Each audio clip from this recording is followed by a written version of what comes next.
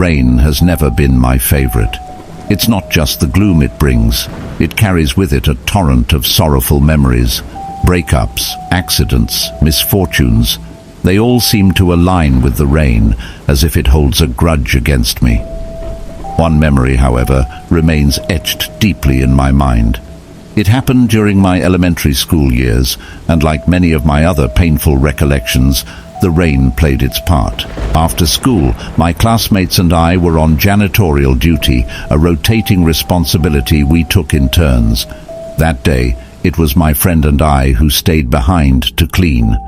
Amid laughter and playful chatter, we lost track of time. Only when thunder growled in the distance and the sky turned ominously dark did we realize our oversight. My friend, alert to the incoming storm, urged me to hurry home. I hadn't brought an umbrella, of course. Why would I have thought to? As the first drops began to fall, I knew I needed to make a run for it, or risk being drenched. We walked quickly at first, covering a good stretch before the rain turned heavy. Soon, we reached the point where we had to part ways, as our villages lay in opposite directions. I waved goodbye and pressed on, crossing a rugged path through the forest. The rain, relentless now, soaked me to the bone. The dirt road was treacherous, slick and uneven. I quickened my pace, trying to get home faster, but my haste betrayed me. My foot slipped and I fell hard into a muddy puddle. Pain shot through my ankle, sharp and unforgiving. Limping forward, I reached the outskirts of the village, where an ancient banyan tree stood, its gnarled roots exposed like veins. Seeking shelter, I sat beneath its canopy, the rain cascading around me. The throbbing in my foot refused to subside, and despair crept in. I was over 300 meters from home, drenched, injured, and utterly alone, or so I thought. Through the curtain of rain, a figure emerged, a man holding an oil paper umbrella. His pace was calm, unhurried, as if the storm did not bother him. His attire was peculiar, old-fashioned, yet familiar. When he approached, I felt an uncanny recognition, though I couldn't place him. He stopped in front of me, his voice gentle as he asked, "Are you all right?" I mentioned my injury, and without hesitation, he knelt down and offered to carry me home. His kindness was unexpected but welcome, and I reluctantly agreed. As he hoisted me onto his back, I couldn't help but wonder, who was he? He seemed to sense my unspoken question. "You don't remember me, do you?" he asked, a faint smile playing on his lips.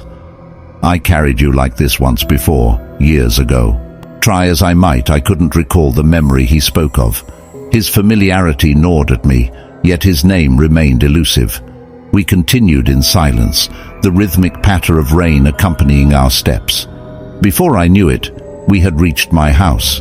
He set me down gently at the gate, and I turned to thank him, but he was gone.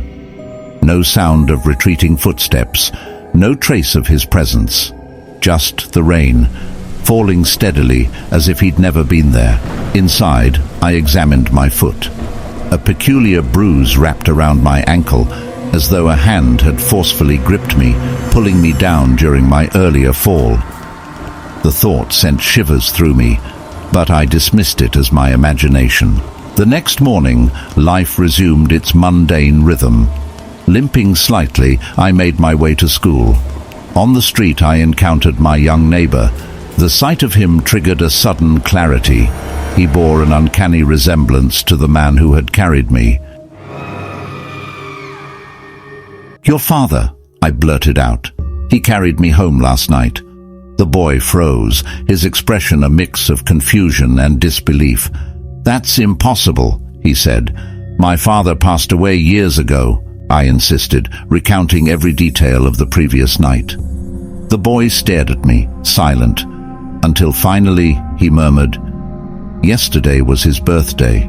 Maybe he came back, just for a moment." His words lingered in the air, heavy with an unsettling possibility.